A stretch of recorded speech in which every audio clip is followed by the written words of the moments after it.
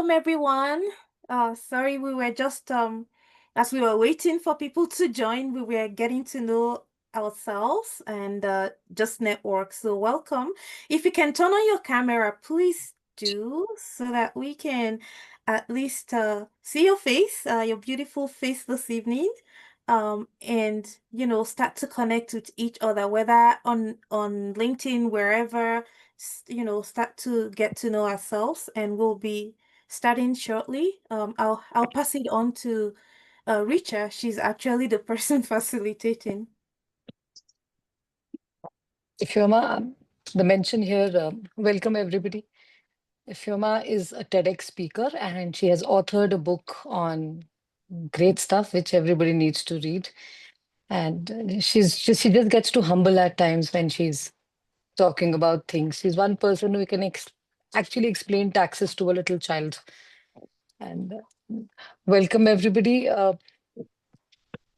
This is a very important session which we are starting today, and it's different provinces. So we have people from Vancouver. We have people actually from all the three big provinces. We have Shafali's coming from Ontario. We have Aisha from Ontario, and we have Sukhi from Ontario. We have Nimmi from Vancouver. So it's a good mix of people across, and definitely a lot of my friends and colleagues are here from Calgary. The reason that we're holding this and going forward, thank you so much for taking out these 60 minutes and talking about the thing that I think is somewhere embedded in our being. And I want to begin with our protocol and something that we owe the respect to this land.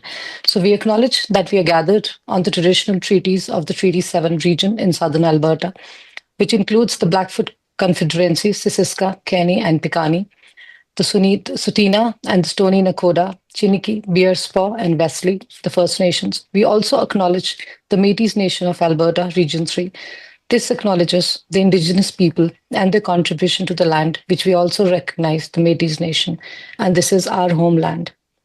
So thank you. Thank you to everybody. It's a beautiful welcome to all of you. And what a beautiful sight with women discussing women issues, how we can go forward with this in time. So today we'll be talking about the imposter syndrome. The word when I spoke to Nimmi, my mentor and guide, when I came to Canada in the media industry, she's like, Richa, it's very interesting. So when I told Ifeoma, she's like, do you think people would want to talk about it and accept it? So why not?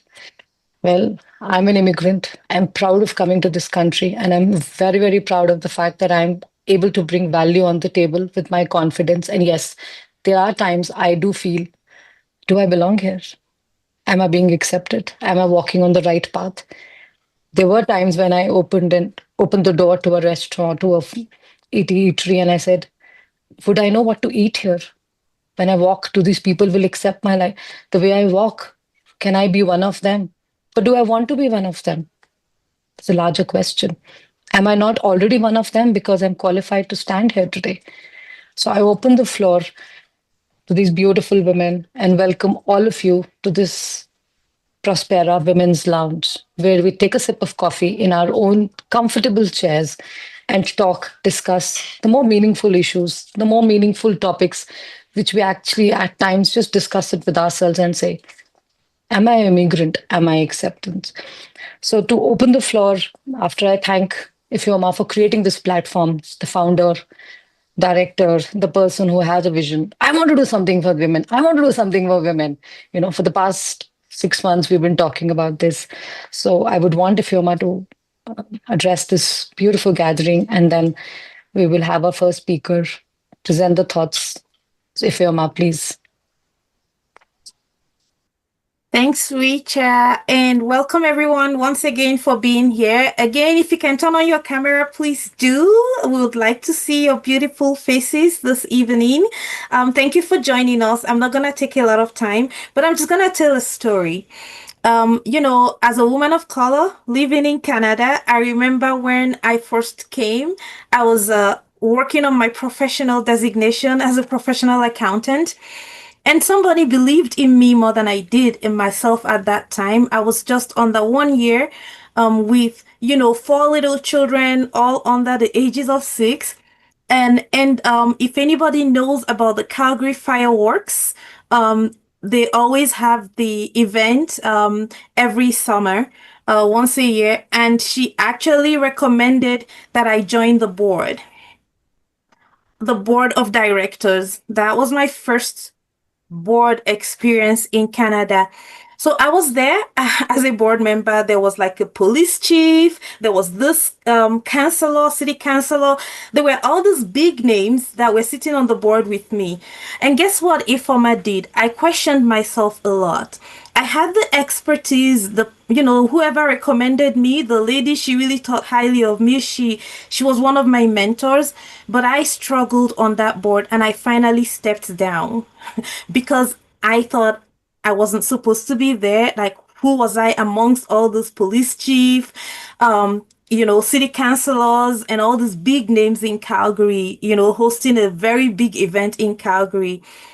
That, my sisters, was imposter syndrome that got the best of me.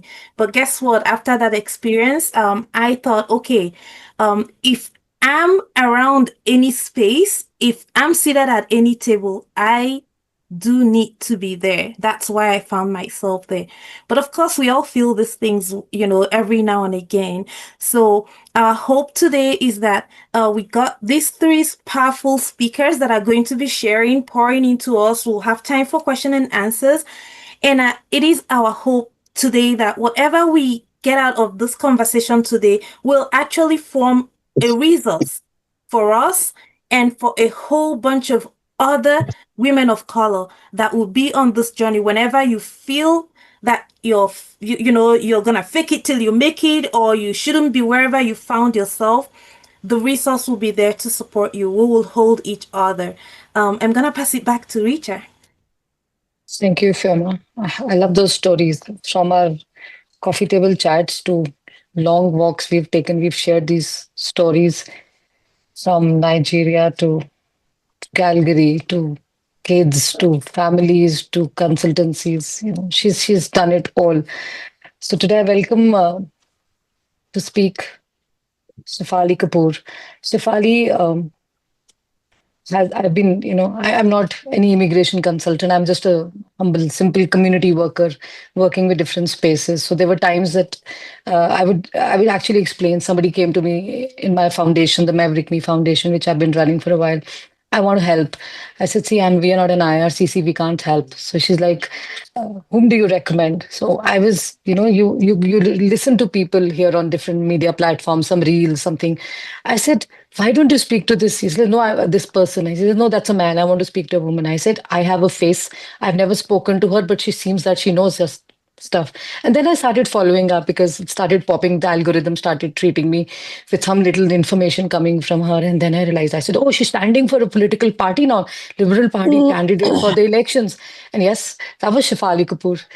And Shivali, the way you communicate on the most difficult immigration topics and the way you make it sound so easy, I'm sure you're guiding people on the very positive path of immigration. You're dealing with immigrants front, left, and center, and the ease of explanation shows in the flair, your knowledge, and the wisdom. And the answer is always in the detail, which you present so beautifully. So, founder of the T. Immigration Services, an IRCC consultant, a politician who was more on the side of a statesman, I would say, because you tried and you thought you could represent, and you need courage to stand up for the people. Take out time from your busy private life making money and say, I want to stand up for these people. And that's what Shafoli Kapur is to us. And today she's like a light to us. She's going to put some light on the concerns that we are. So, Shafali, the mic is all yours. Thank you so much. I literally have goosebumps right now listening to everything you've said. And this is the beauty of life. We as women keep thinking, keep doubting our potential. And while there are other people around us who are looking at us and are getting inspired, not even in my wildest dreams, I would have thought that there's one woman who's sitting in Calgary, is watching my videos, and will give me this platform to come and speak on something so important that each one of us is going through. I think imposter syndrome has always been around, but it's only now that women are becoming more ambitious. They've sort of realized their value. And that's when they're coming to terms with this word called imposter syndrome. It's always been there. I'm sure our mothers have lived with it, our aunts and grandmothers, and everybody has lived with it, but nobody's really talked about it because the imposter syndrome always would be too much, it would be heavier on them than their own potential based on their circumstances, the upbringing, the life that they were living, whatever. But we're so, lucky that that we now live in Canada, where we have this opportunity to walk past and look beyond things that are holding us back. And majority times it's just us who's holding us back. And that brings me to talk about imposter syndrome in detail. And I've gone through imposter syndrome all my life, whether it was when I came here for the first time in Canada, whether it was my first job, whether it was starting my business, whether it was going on my first podcast, whether it was speaking first time on the stage, whether it was running for MPP. And MPP was huge. Again, not even, I dreamt of, running for public office, but I never know how it would happen. I didn't know the right people. I didn't know how do I contact the party? How do I get in? But again, just because of the work that I'd been doing, there was somebody out there who saw the light in me, who saw the potential in me and reached out to me, and they wanted me to do it. And because the woman I've been and whatever risks I've taken in the last 15 years of living in Canada, I didn't even think once. It was just 15 days before the elections when I was asked to run. And I'll be honest, it was because, yes, they saw whatever they saw in me, but also because Liberal Party in Ontario wasn't doing that great. And the constituency they were giving me, nobody wanted to run from there. Nobody. Because the incumbent in that community, in that riding, had been around for 4 terms. He'd been there 20 years. And before that, he was a president of the union. He was a councillor. So he was the man. People loved him. And there was nobody, not even one single local in that constituency who would take up the role. And me being me, always killing my imposter syndrome, always ignoring it, always telling it, who are you to stop me from doing anything? I stepped up. I took the role without thinking what's going to happen. And trust me, I didn't win. I barely got any votes, but I know I gave that man a run for his life. I know that the reputation I have gained in the industry, the the strength I've gained, the lessons I've learned from it, I'm ready to take on any challenge. Even if they ask me at this point to run for prime minister, I can run. That is the kind of confidence that I gained from that one experience, even if I did not get the votes. So imposter syndrome always remains. Imposter syndrome is not that you're not worthy. It doesn't say that you're not worthy. It just says that whatever you're trying to do is new. And because it's new, because you've never done before, it's okay to be scared. But it's at that point when we have to tell the imposter that it's okay if I haven't tried, but how am I going to learn? And I always ask myself when I try something new, what worst will happen? I'll fail, but that's okay. I'll try again. And if I try again and if I fail again, that means probably it's not meant for me. And not every refusal, and I truly believe this, not every refusal is failure. Sometimes it's also redirection to something better, something more meaningful, and something that's meant for us. So that's how I've always taken imposter, even when I did not know the term imposter.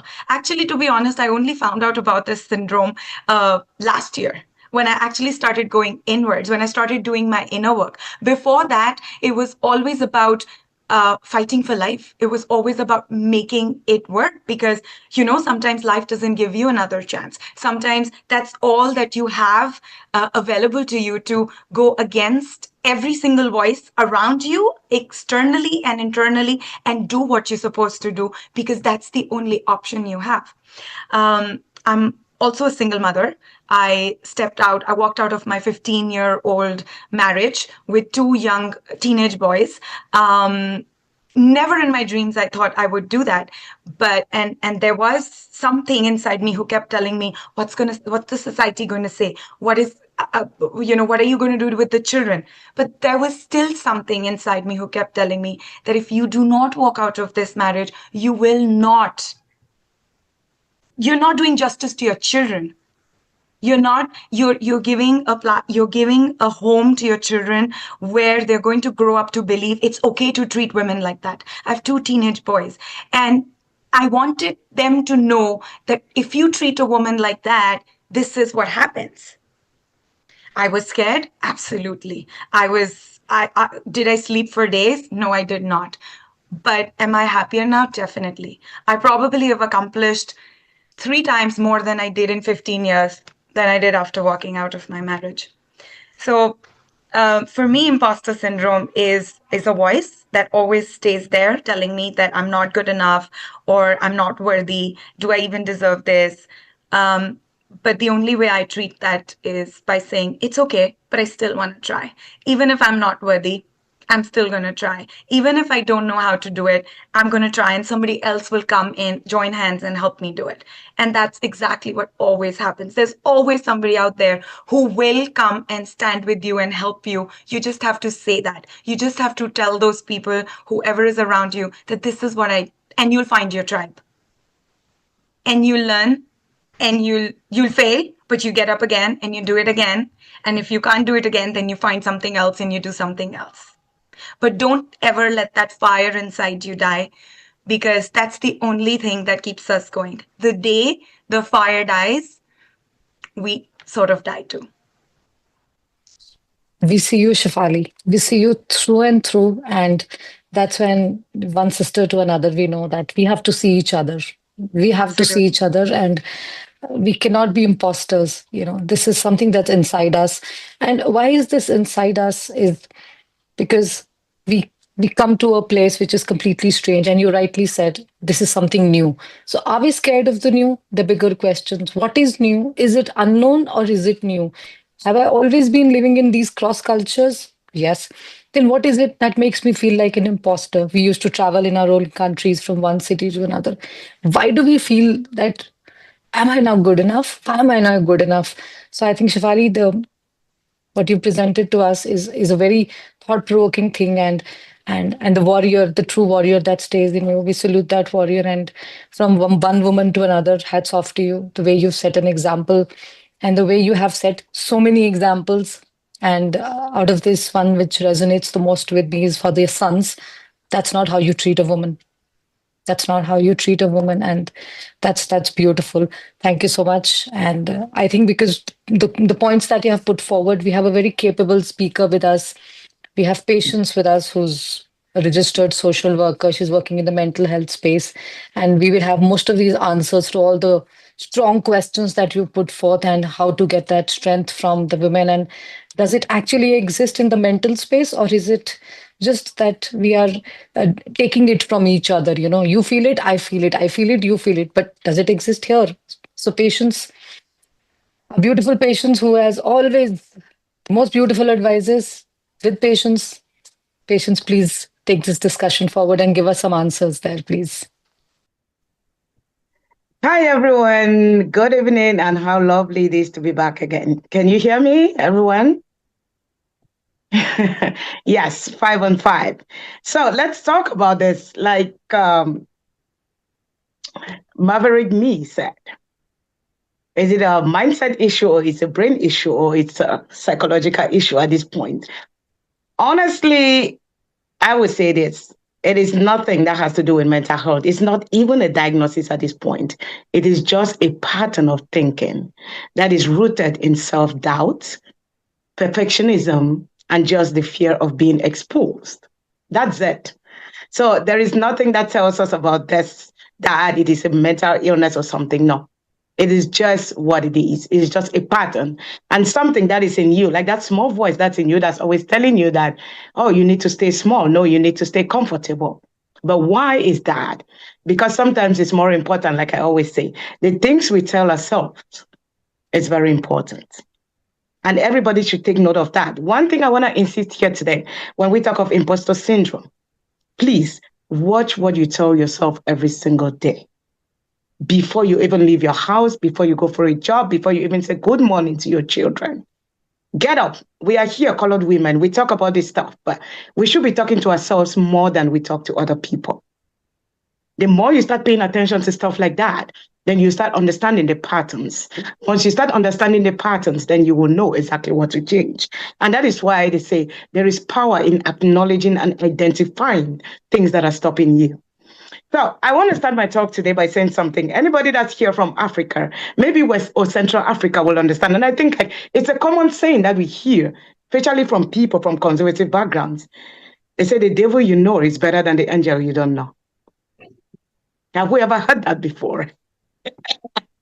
Honestly, when we hear that, that is imposter syndrome. Trust me. Our mothers repeated that to us. And now it's gradually changing because it's better the devil you know than the devil you don't. Not our moms used to tell us the devil you know is better than the angel you don't know. But nowadays, I hear more people say the devil you know is better than the devil you don't. Which one are we taking? The devil we know, especially colored women.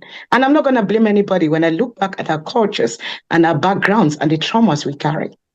What else can we say? We were raised and we were taught to be comfortable. We were raised and taught to be safe. But where has that taken us after crossing the ocean to get to this part of the world where you have to face the reality? But we are still surrounded by people that want us to stay comfortable and want us to stay small. How do you break that ceiling as a woman? Not just a woman, but as a colored woman. And I want to really talk about that today because this phrase is one of the things that's always justifying the reason why we need to stay uncomfortable and in unhealthy situations. We know it's unhealthy. We know it's uncomfortable. But we think it's still good for us. We think it's still good for our children. Just because of the word familiar. Just because it's convenient. Honestly, today, I just want us to explore that mindset, okay? That place, that imposter syndrome in us. And how we quietly, as women, sabotaged growth, confidence, and authenticity. Because we are always thinking like, if I am high achieving, what will people say? What if they are very highly intelligent people in the room? What would they say? But I'm always telling myself, like, nobody has experienced what you've experienced. Your shoes are always unique. Why is it okay for us to share our stories? Because other people need to hear it. Because we are often telling ourselves, like, we are the only people that are experiencing this. But no, it's never that. Especially as colored women, our experiences are very, very, very common amongst us. But because we choose to keep it, because we choose to save the face of our families, because we choose to save the face of our partners, we still think that it's okay. And then one day suddenly you break down and people start asking, what happened to patience? She was doing really well. She was doing really good. But no, she wasn't, because we are trained to keep everything inside. We are trained to be comfortable. We are trained to be safe. Okay? So at this point, let's go back to the quote. The devil I know is better than the devil I don't. Let's talk about it. Why? One of the biggest things I've seen, and one of the common things I hear every day when I talk to common women in colored women in therapy, is simply because uncertainty, even if it's painful, feels safer than the uncertainty of success, visibility, or vulnerability. Self-doubt becomes a shield. A shield from what? Because if I believe I'm not good enough, then failure won't hurt me as much. Says who? Nobody. Says that little voice in you. You still tell yourself, if I expect to be exposed, I won't be surprised when it happens. No, that's not us. And I tell people, like, the devil you don't know is success. Whether you want to explain it in the way you want or you choose, trying to get into the unknown, trying to get into the unfamiliar is always that one thing that triggers your brain to think that maybe I'm going to fail and people are going to laugh. Maybe I'll not be able to do it and people are going to laugh. But who cares about if people laugh or not? Like our very beautiful first speaker said, the worst thing that can happen is if I fail. And if I fail, I'm not starting from the beginning. You know that, right? I'm starting with experience for not failing again. So I'm going to skip all the traps that I fell into the first time and get over it the second time. So most of the times, I really just want people to sit and think about this thing that we call imposter syndrome. It is just a form of emotional self-protection. It is just something that we use to rationalize and make excuses for staying comfortable. The uncomfortable is somewhere that we need to go and explore. If you don't try something, will you ever know what it is? No. But sometimes I really don't blame people, because if you are the only woman in a professional field where there are only men, you also start doubting yourself. Like, how much do I contribute? Will it even make sense to them? How do they see me? Think about the first Black student in a whole wide university. How are they going to feel? If they stand in front of everybody to do a presentation, they have to be that very, very confident in themselves. So let me say 130% over 100 to be able to cope in such environments. But what I always say is, we need to be comfortable to belong. We need to be comfortable to be ourselves, because who said being different was absurd? Nobody. Because we were all born to stand out, not to fit in. The minute we start thinking like that, it slowly and gradually, silence that voice. I will share my own story here. When I decided to go to grad school, when my son was only 3 months old, there were a lot of people that told me like it was going to be challenging, it was going to be difficult. Will you ever make that time? But trust me, I came to Canada with a master's degree. But I had to go back to school to do a second master's degree because I had no experience. I had nothing to work with here. But I kept saying to myself, now that I already know the devil that it is, which is the environment in which I am, which is the voices I hear every day when I go for interviews that I don't have experience, what else can happen to me? I needed a Canadian degree to actually prove to people that I could belong in this space, that I could do this, irrespective of the fact that I was a new mom. I had a new child, and it was a baby. And I had told my husband, I really don't care. He had asked me, do you think it's the right time? I said, there is never a right time.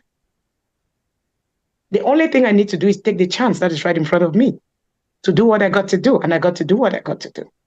So most of the times, just depending on the people that you surround yourself with and the things they tell you, you could also fall into that trap of saying, I'll not be able to do this. This is something that a lot of people have said that. Who is a lot of people? When you tell yourself the things you're capable of, it puts you in a different position to make different decisions that are really helpful. So when I talk about the mindset, I want you to think about this. When I get up in the morning and I'm stepping into my own day, I tell myself that I own this power. I don't need anybody to tell me anything, because today is a new day, and every new day is a new opportunity to do what I need to do. Should I go into that day shy of the fact that people will say that, no, you're not good enough? Or should I go into that day saying that I'm going to take it into my own hands and do what I need to do? So most of the times, because it's unfamiliar, it doesn't mean that it is wrong. Because it raises stakes doesn't mean that at the end of the day, it requires more than you're able to give. Because it often requires you to challenge yourself doesn't mean that you shouldn't take the chance. Every single thing you do in life is a risk, whether you like it or not, especially when you've never done it before. But practical strategies is what you need. And the first thing I'll tell everybody today are the things you tell yourself. Your mindset, renewing your mindset every day is what you need to take up as a challenge. I will never talk down on myself. I will never say, oh, my accent even isn't good enough, because people will not understand me. I will never say that at the end of the day, this is who I am because of this. No, I don't give that excuse. I will never say, no, my hair isn't long enough. No, it is what it is. Right? So I want everybody to think about this. When it comes to imposter syndrome, I'll tell you, that mind and that small voice that is in you asking you to stay comfortable, I need you to tell that little voice that, yeah, I know you're here. Come here, sit with me. You're safe. I'm going to make you so uncomfortable because I'm going to do the exact opposite of what you're telling me to do. That is how you trick your brain and your mind to think about the things that it tells you that you cannot do. So you have to name that voice, number one. Like I tell everybody, you will hear a lot of people tell you, you need to restructure, you need to do this. Those are the words of a therapist. I'll tell you today, they say, name it to tame it. That's what we actually need to do. Yes, I will track my wins. What are my wins? I will tell you, I have a friend that told me that, Patience, you give all these talks, you talk to people every single day. Have you added this to your portfolio? I'm like, no, that's nothing. It was just a 15-minute talk. And he said, a 15-minute talk is something that you need to be very proud of. And I said, yeah, I know. Yeah, I'll do it. But I've never done it. Trust me. I'm still sitting here. So we all do experience it. But trust me, one thing that I want everybody to know and want everybody to understand, imposter syndrome also is not always a bad thing. I can tell you, there are benefits to it. If you can reframe that in a very positive way, there are benefits to it. In the sense that that is something that keeps you humble as a person. It's something that pushes you to grow as a person and as a woman. So don't think that it's always bad. It shows you that you also care about people. You care about relationships. There are people that will tell you that, no, you always have to say it as it is. No, you have to say it the way another person can receive it and hear it and know that they are validated, even though they didn't do the right thing.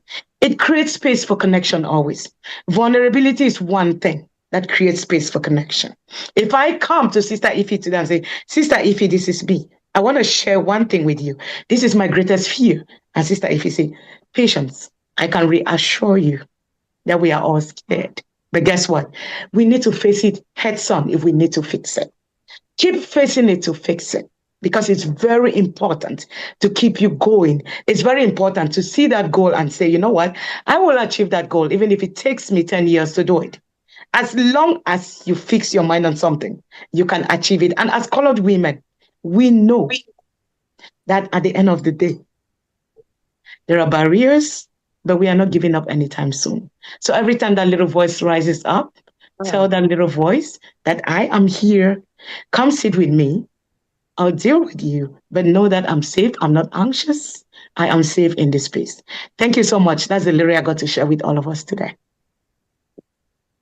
Thank you so much. And that's not all. That's very powerful. That's very powerful and very beautifully put that my vulnerability is my strength. My vulnerability is not something I need to shy away from.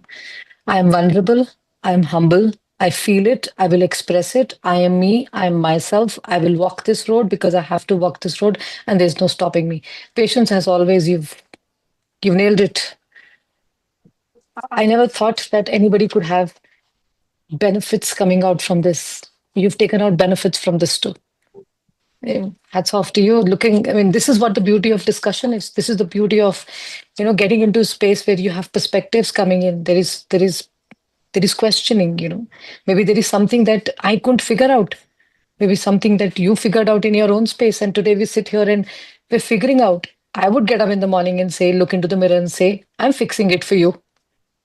You fix it for me, I fix it for you. We change each other's perspective. My mirror changes my perspective. I change my mirror's perspective. That's strong, bold, and powerful.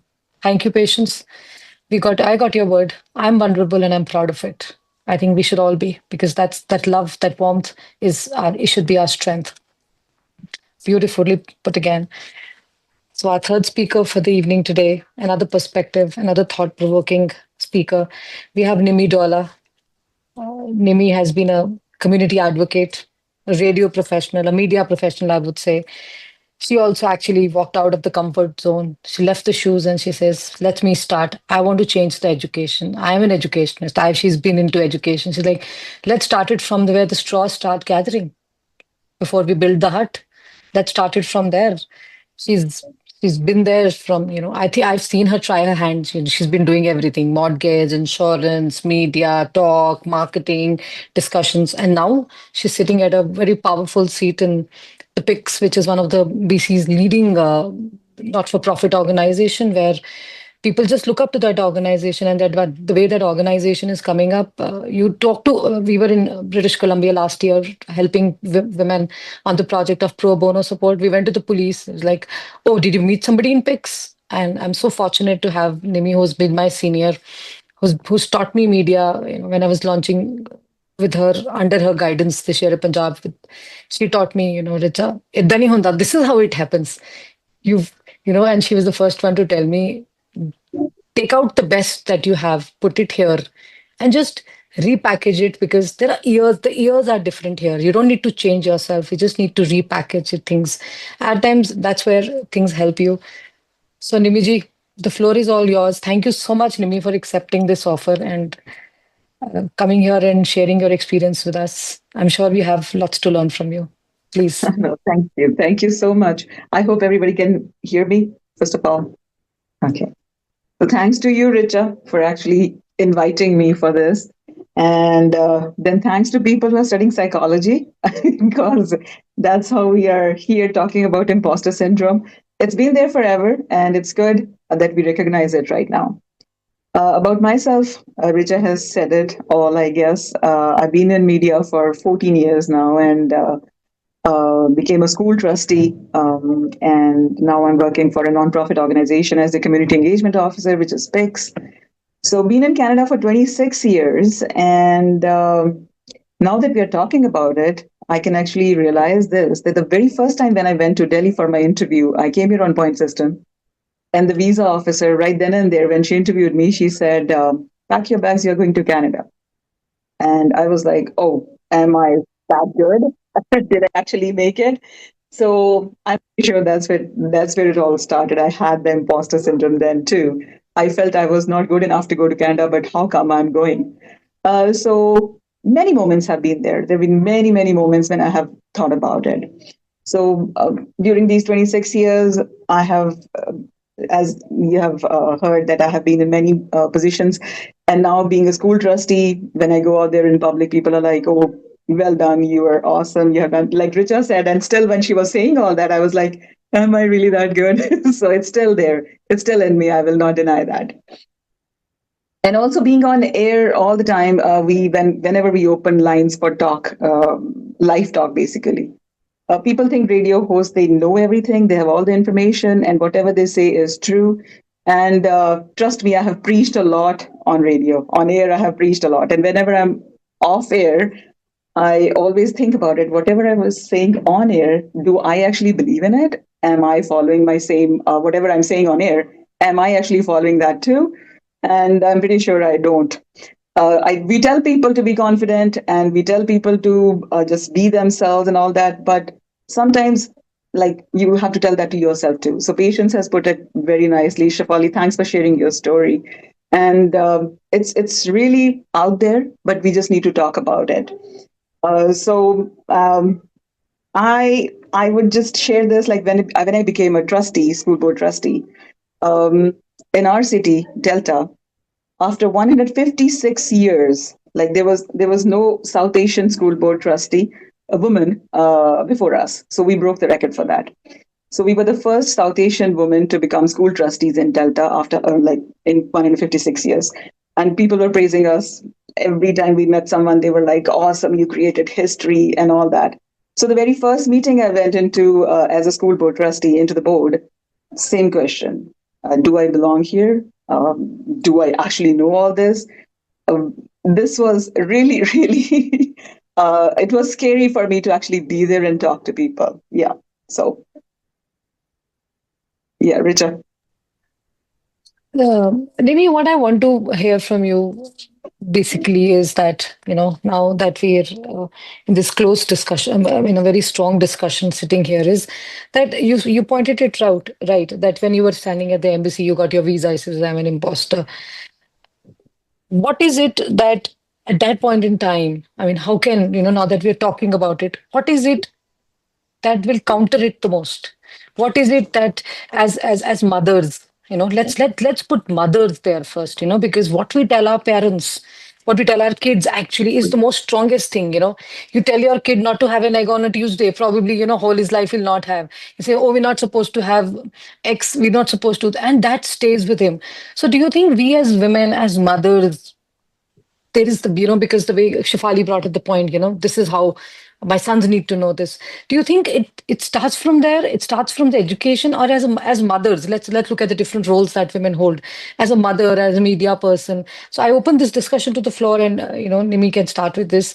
How can we change that programming? How can we change that perspective of telling ourselves that you are you? How can we tell our kids to be accepting yourself first, and rather than we take them to a party, says, oh, you got to wear this dress, if you don't wear this, people will not. Is people pleasing a part of our programming? Is it something to do with just growing up, or is it just to show off? I mean, how can we look at those points also, because those are important points, because that's where my ego, they think about this about me. So I want, let's discuss this perspective of the role of a mother and changing this perspective. Nimi. Exactly. But before you are a mother, like obviously you need to look at your own self. I would say, like, whenever you tell your kids to be confident, first you yourself need to be confident enough to tell them to be confident. So practice what you preach is basically what I would say. So the way Patience first said that you need to name your inner voice and listen to and sometimes shut it down, that this is not what I am and this is what I want to be. Obviously, change yourself first, I would say, and then preach similar things to your kids and obviously help them not to have this syndrome and tell them not to be like, not to repeat the same mistakes that you made and tell them to be confident enough. I would say mother is the first institution that kids actually look onto. So yes, you should talk to your kids, but first yourself. Unless until you believe in what you are saying, it's not going to happen. So you can tell your kids whatever you want to say, but they will see it in you. If you are an imposter, they will find it out somehow when you'll be sitting in a corner crying and then you'll be like, oh, I did this today. And they'll be like, no, mom, you're very confident. How come you are saying this to yourself? So they'll find it out. So be confident, be yourself first, and then preach the same thing to your kids. That's my suggestion. Yeah. What we're talking about today, this is open to the entire group. What we're talking about this today, and we came up with this syndrome. Can does anybody have any thoughts or any ideas of how it actually affects our entire productivity? How does it affect our day-to-day performance? And just learning that language a better, having accent a better, understanding the cuisines a little better, moving around with the right kind of people in the society. How do you put it? How do you get that in your system? That how do you answer this question? Do I belong here, or do I need to even? I mean, and this is normal a question because you've climbed the aeroplane. You don't know the system, so I think you come here with this. And how does it subside? How do we work at that? This is open to the floor for anybody to answer, please. Can I say something? So, Patience. Okay. Let's look at it this way. We all come from a background where, our accent, especially I'll use the accent as a good example. Our accent is influenced by the different dialects that we speak. For example, I'm from Cameroon. We speak English, French, and then our dialects. So in school, it's obligatory to study in French and English. And then at home, your parents still want you to learn the dialect. So our accents are influenced by a lot of other things. But I'll bring it over to Canada. For somebody that is in a space where they think they don't belong first, is a problem. Every person belongs in a space. Make that space, take that space and make it yours. Because nobody is ever going to make that space comfortable for you. I tell everybody, you will never be loved exactly the way you want because your first responsibility is to love yourself. A lot of us are having issues because we don't even accept us first. We want to identify with other spaces or identify with other people, thinking that we belong in those spaces. No, we don't. And I'll give you a good example. We start messing it up for ourselves. What if I tell you that I'm not messing up, but I am learning because I'm in the process? Canada was a new country for everybody. We landed from the first day we got to the airport. We met different people that spoke with different accents, and sometimes we couldn't even understand what they were trying to say. But when I came into this country, there is one thing I promised myself. I'm going to make it my own. And I made it my own. It just requires a few things that you need to do. And let me tell you, it all starts with curiosity. It is not skyrocket science. Every single person should be very curious about the things they don't know and how they want to put structure in place to know the things that they want to know, because that is what will take you to where you want to go. The second thing, it's really very important for you to find mentors where you're at. It's never easy, but when you find one that fits you in a space and tells you exactly what to do and guides you towards the craft that you want, it is the second step you need to take. And the third thing, before I go, I will tell you this.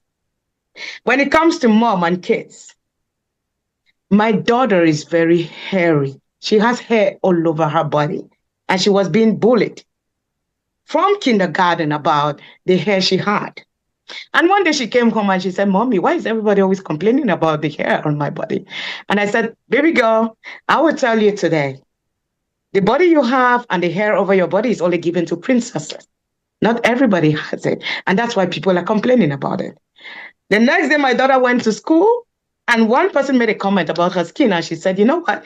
This that I have is only given to princesses, not to anybody. And that's why you don't have it. And that was the last day she was bullied in her class, in her school till today, because she tells people this and she's so confident about it.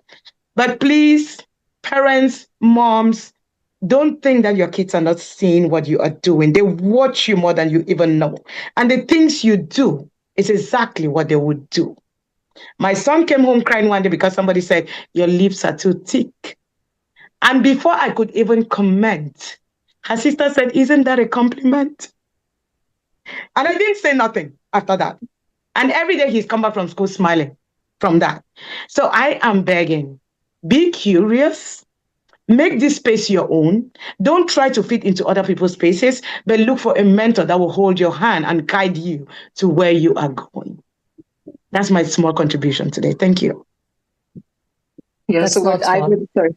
Please, So Nimiji, please. just one line to add to that, like whenever you are in a situation like this, always ask yourself, what would I say to someone who feels this way? And say that to yourself. I'm pretty sure you'll get the answer. I'm that's what I would say. Yeah. I want to share a very small story in regards to what Patience just said about children see what we do. It's a very interesting story and actually a very powerful story, which actually changed my life after. So I was new in this country. I just delivered my second baby, and my older son had to start school. And because we live in, I don't know if that's the same in other provinces as well, we have a feeder system here with the school network, right? So your child goes to your neighborhood school. So my husband and I, we bought a new house. We bought it in a very fancy neighborhood, thinking that, okay, our child, we can't afford private schooling, but we want our child to go to the best public school in the neighborhood. So we went to a really nice, we spent more money on the house than we could afford. That's also an Indian mentality. But we spent more money than we could afford to go into a nice neighborhood so that our kids could go to a nice school in a nice neighborhood. Turns out that school primarily was white dominated, and we were the second brown family in the school. I didn't go to school here, so I didn't really know how the school system worked, and I was new and obviously living with imposter syndrome all my life, especially when I just moved here and I didn't know that this is imposter syndrome. Actually, truly believe that I'm not good enough, very underconfident. And 4 days into the school, a lady walks up to me who apparently was a teacher in the school, walks up to me and whispers in my ear at pickup time that I think it's time for you to go to your son's classroom. I had this little 6 months old baby in the stroller, and I walk into the classroom because we had to wait outside at dismissal. So I went to the classroom and I noticed that my son's table, my 4-year-old son's table, was put right next to the door. He was not allowed to sit with the rest of the class. So I asked him that, why do you sit here? And he's like, I don't know. I just sit here. This is my seat. His name tag was on the desk. And I was very concerned. And I'm like, do you eat lunch with your friends? He's like, no, the teacher doesn't let me eat lunch with the friends. And I find out that apparently they're discriminating against this little boy because he's brown, maybe. I don't know. Never and when you come to this country, because you don't even have the courage. I didn't even had the courage to say, oh, we're being discriminated against. I had faced discrimination so many times in the past, but I didn't have the courage to actually name it, that this is what you're doing to me, because it used to be so subtle. Anyways, turns out I speak to the teacher, nothing happens. I speak to the principal, nothing happens. I cry in meetings. I write them big letters, nothing happens. My child is still treated the way he's being treated. And I call my dad and I tell him, I can't live like this. Like this, I'm going to take my son out of school and I'm going to change the house. I'm going to sell this house and I'm going to go somewhere else because I can't do that. And my dad said to me that this is not how I raised you. You can't give up. Like, you need to fight this. Like, what did you do something wrong? What can a 4-year-old do that he's being treated like that? And his words made the whole difference for me. I don't know where did I get the confidence from. I ended up going to a trustee meeting that evening, and that was just God sent. I found out about the trustee meeting. I went to the trustee meeting. The trustee asked me to, and I shared the problems with him, and he asked me to step up to become a representative for our ward. So I became I got elected to be the representative of Ward 2, so 26 schools under that ward. And then the next day, I write an email to the principal. Hi, my name is Shafoli. I'm the representative for the Parent Involvement Advisory Committee at the TDSB, and I represent you from, at the TDSB. And everybody's perception towards me and the way they welcome me completely changed. I became a secretary on the parent on the parent council in the school, and I became a voice for women of color in the school. So anytime anybody had any problems, they would come up to me and say, "Can you take this up at the parent council meeting?" That was the first time I realized that, if I'm not going to stand up for myself and if I'm not going to advocate for my children, nobody else will. And since that day, my children have not been bullied, not even once.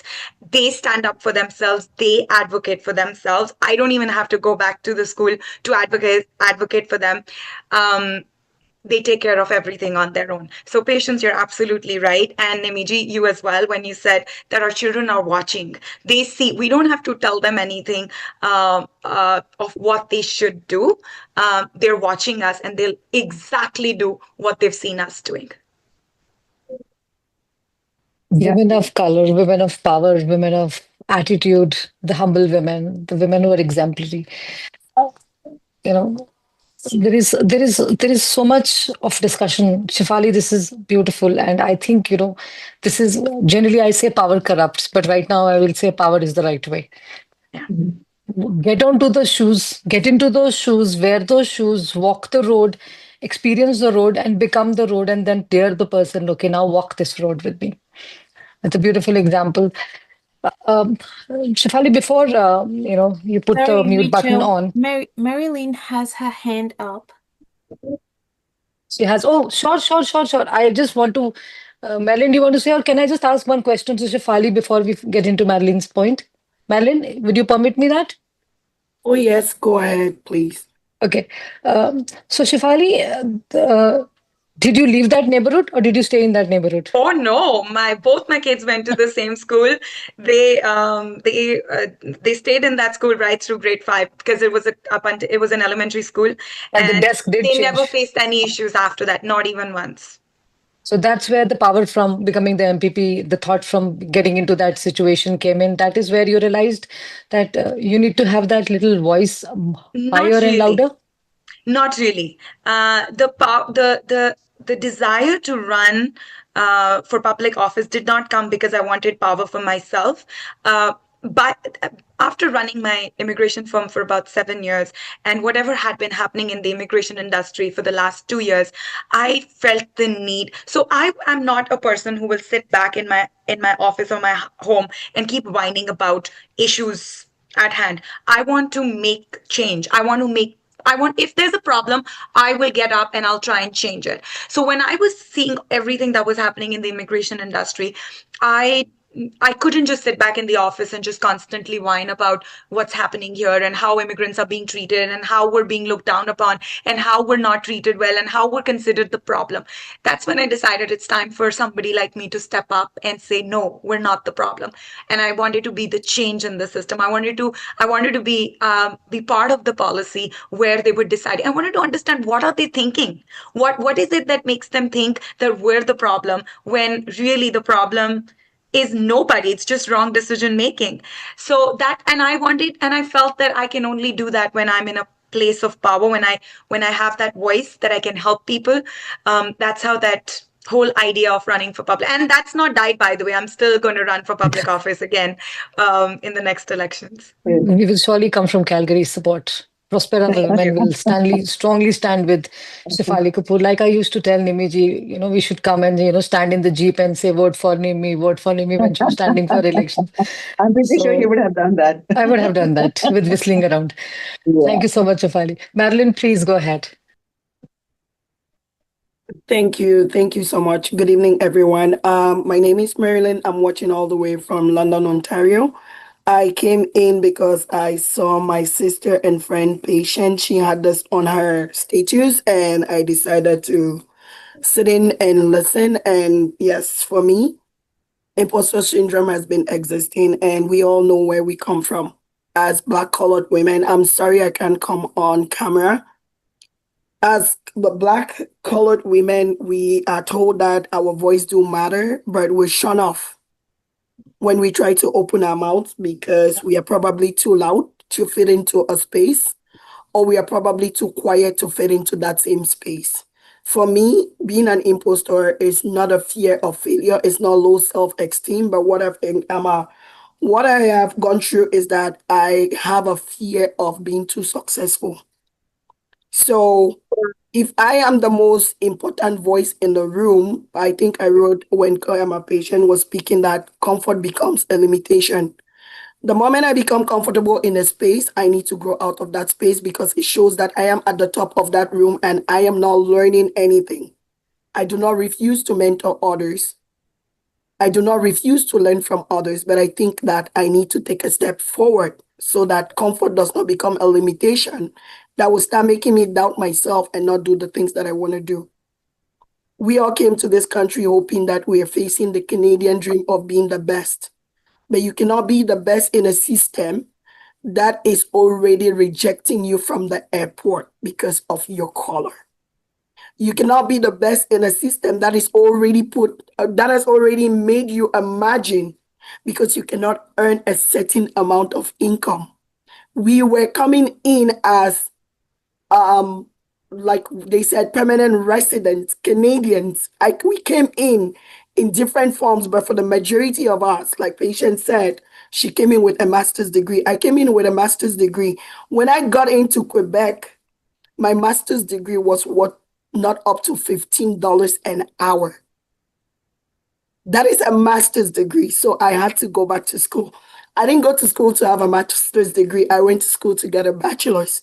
So there are times I walk into rooms and people introduce themselves and put a master's degree in their names and they speak and then I speak and they're like, you only have a bachelor's. Then I start to understand that my color is making them look down on me.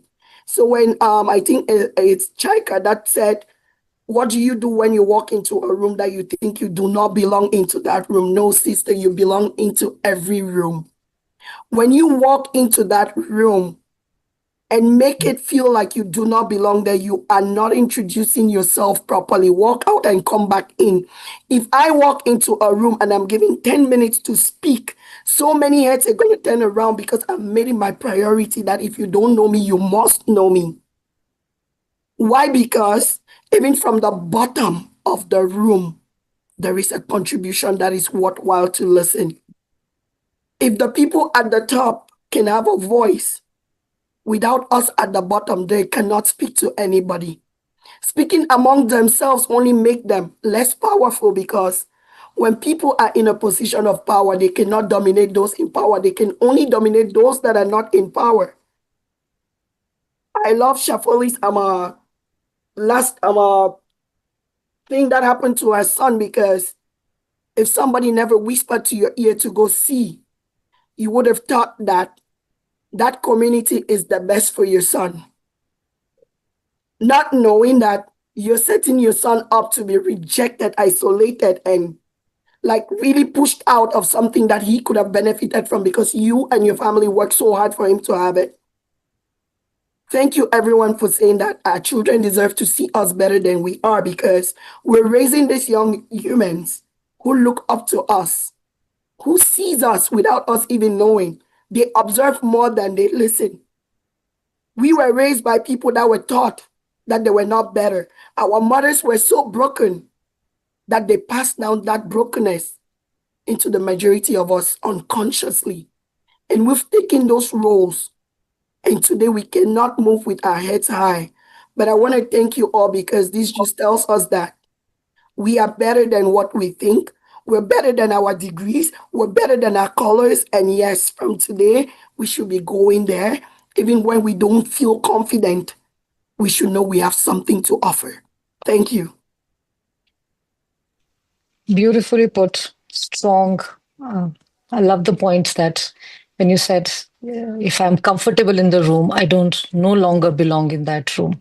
I need to find bigger rooms and make my voice louder, higher, the pitch more stronger. Another point which I think we can take probably the next time, probably, the importance of us uh, earning it more, because I very strongly believe that one thing which we really know and we really need to put into our system is I didn't get lucky to come here. I earned this. I have the capabilities and I'm standing here because of myself. I'm not standing here because of anybody. And we, the women of color today, if this through this network, I request all of you to start holding the hands of our community stronger. If somebody's putting a hand out, we should make sure that we're holding that hand, and that chain reaction, this thing that we started, this network that we started with the mission that the people who are mentors here, we have a lot of mentors here, the generation that is coming up that is going to be a part of this campaign, because we are going to be having memberships. And as we go forward, this is just an informative point that I'm bringing forward. We're going to be coming up with mentorship programs. So the senior women, when you mentor and you give internships and you help those peers. Maybe there is somebody who's sitting in the profession at an age of 35 as an expert, and there's somebody who wants to change their profession at 50. And she writes to you, hey, this is so and so writing from Prosperra for Women. I want to change my profession. Can I come and intern with you for a month? I think we should open those doors, because she's had a lot of courage. She's opened her heart and she's managed that courage to say, I want to learn this. And you should say, you're ready, get in. I'm sure it's going to be your decision. I'm sure it's going to be put on the table. Are you worthy of it? But at least if somebody's looked at you with that hope, at least we just put our hand down, say, let's try, give it a try. If she's come out with all the hope, and let others become a little more powerful. Let's pass the power to the next one. Let the person become a little more comfortable, and then before it becomes a little more uncomfortable. Thank you so much, Sorry, beautiful Richa. women. I know that we're over Out of time. by 3, but Bali has had her hand up I'm so for sorry, quite Bali. a while. So Bali, if I'm so anybody sorry, Bali, needs my to friend. leave, they may. But let's just hear Bali, because I know her hand may Please, be Bali, urgent go now. ahead. I'm Bali from Calgary. I just wanted to add, I loved everybody's points, but I think culturally, every woman of color has been, how can I put it, not demeaned, but we've been programmed that we were never, ever good enough. As children, sometimes our parents didn't know any better. They've just kept conditioning. And if you haven't done anything, just say your schoolwork, you didn't get 90%. What happened? You were, put to task, demeaned, you probably got a whooping for it, or a belt, or we were all beaten as children at the end of the day. So as women, we have always been, I'm trying to find the words, put down, and never said that we were ever good enough. And we've taken that as, then we're not good at what we do. But if each one of us picks one thing, or even lets our children say, pick one thing that you know you're good at. And whenever somebody of any color or anywhere tries to say that you're not good enough or imposter syndrome, you look at that one thing and you think, okay, I'm really good at this, so that I'm not what you're telling me that I am. I can do this. And one thing that Richa always reminds me of is, which I think is the most important thing for me, is God has put us on this planet for a purpose. He didn't make a mistake when he put us on here, and we have all the rights to be successful, to be happy, to be part of this world, and we all have a purpose. And I think if we all remember that, I think we will sort of change the world as women. And another point I wanted to make is that women are the biggest naysayers when bringing down another woman because of jealousy, or I can't see that woman doing better than me because I'm in the same profession and I can't let her be better than me. But what we've all got to realize, if we're all in the same profession, there's certain aspects of that profession that we excel at and the other person excels at something else. We need to sort of bring each other up and recognize each other that, oh, these are your good qualities, these are my good qualities. Why don't we share and improve each other on the way up rather than trying to pull each other down? Because culturally, coming from a Sikh family, we all know that everybody has, oh, my sister-in-law's like this, my mother, the mother-in-law stories, the sister-in-law stories. You go into a new family, you automatically on day one made to feel you're not good enough to belong to that family. And those types of things we've got to change for our own children. Thank you for the opportunity. Bali, thank you so much. Yes, Nimmi. I'm just going to add a few things. This is something that I practice all the time. I'm just going to share it with you guys. We were talking about teaching kids about how to be out there in the community. What I do is I learn from my kids. Whenever I have a problem, whenever I'm like down, whenever I'm thinking about something, my boys are 25 and 20, but I have been doing this since very long when they were kids too. You ask your kids, like, what would you do in this situation? And trust me, kids are very honest. They do have answers for everything. We always underestimate our children, like they might not know anything, but they are very honest. Trust me, everybody needs an exhaust. Everybody needs to talk to someone. If you don't have someone, just talk to your kids and they'll come up with something. Trust me. I have done that. I'm pretty sure it's going to help. You can try that. Yeah, I do that all the time. My boys have all the answers to all the questions I have for them. And most of the time, I'm kind of sad about it that they're always right about it. So, but yeah, kids can also teach you many things. It's not the other way around all the time. Yeah. Thank you, Nimmi. Do we have anybody who wants to share a little story? So that gets us. Yes, please. I just want to add this here. Let's understand this because, like I said, instead of thinking like I don't belong here, why don't we say I'm here because I'm growing?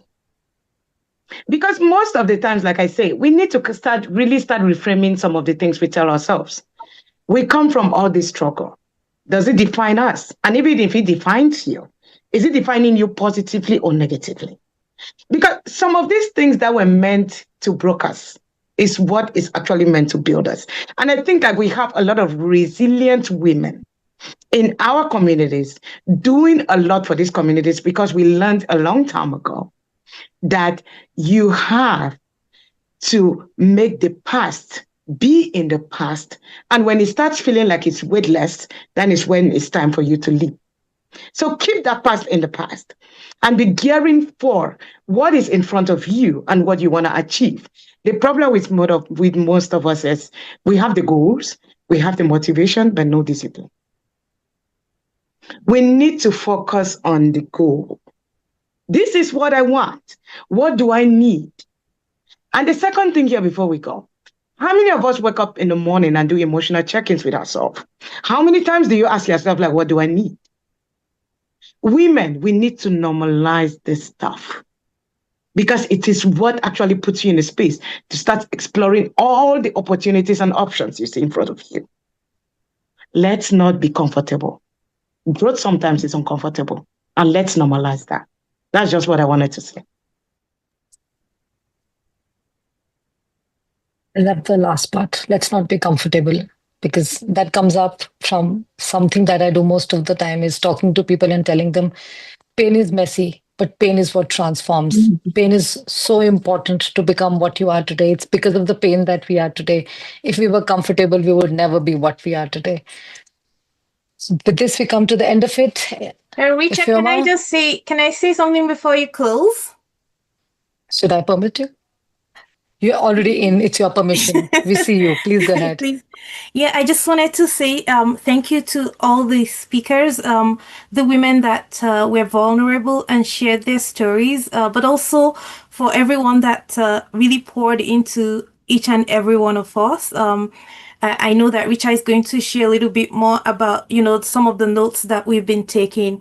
But, I'm one person that really, really likes to talk about imposter syndrome, because I do the whole shake my head, my my hand, every part of me is like moving when it comes to imposter syndrome. I just wanted to remind each and every one of us on a very serious note that every time you choose to show up despite the doubt, because we can't say we don't doubt. We do. We're just human. It's okay. Every time you show up and you choose to show up, you chip away at imposter syndrome. It's not a mental thing, a mental disorder. It's just what it is. So keep showing up. Keep showing up. You don't need to feel 100% confident. Just look at the men around us. Women, I don't know what it is, but you do not need to feel 100% confident to take action. We've heard stories today about taking action. We know that there is people watching that will follow our footsteps. We just need to take those steps. You've earned your seat at the table. And now it's time to use your voice. Over to you, Richard. Thank you, Ifeoma. We are here. We are right here. And I'm good. And we are all good. Cause God make no junk. Yes. Nowadays, they don't give you a seat, make your own seat. See? God bless us all. Thank you so much. It was great having you. We'll share the video with you on the mail, and keep looking at the LinkedIn space for Prosperra for Women for the next event. We are looking forward to doing once a month at least, so that at least these bolder topics come into these spaces. And not only here, when we go out, we talk about this on our social medias, we talk about this new things, and 1 into 5 minimum, that should be it, right? If I've done it, I should at least tell 5 women, oh my God, do you know about this? Do you feel about this? So that little by little, step by step, drop by drop, we are able to make a little change in the way we want to, and for the positive, and let the power be with all of us to make those changes, to be the change makers. Thank you so much. Thank you once again. Hope to have you once again with us. And don't forget to become the member for the Prosperra for Women, wherein you become a mentor sometimes, a mentee sometimes, an intern sometimes, a boss sometimes, a teacher sometimes, a tutor sometimes. You become a disciple sometimes, a winner Just be sometimes. a sister. We are all sisters here, and we see each other for what we are. Thank you so much. God bless all. Thank you so much. Thank you. Thanks. Thanks, Roseanne, all the way from UK. Wow. Thank you, Shafali. Thank you, Nimmi. And thank you so much, patience, for all the patience. Thank you. Thank you, Kamal, Suki, my friends from there. Thank you, Limin. Thank you, Arana. Thank you, Ifeoma. Shafali, thank you so much. You can stay for a while, please, Shafali. Suki, thank you. Thank you. Madeline, thank you. Kayla, Roxanne, Sandra, Velu, Desi, thank you. Sandra, it's good to see you. All right. Thank you, Richa. Thanks. Thank you so much, Nimiji. Thank you so Thanks, much. Lim. Thank you. Nice to see you. Thank you. Thank you, Aisha ji. Thank you so much, Bali. Now I see everybody. Thank you, Tehzeeb. Thank you, Suki ji. Thank you so much. Thank you, Aisha. Aisha जी, हम आपको नमस्कार कर सकते हैं क्या? नहीं कर सकते, चलिए ठीक है. कर सकते हैं. Thank you so much.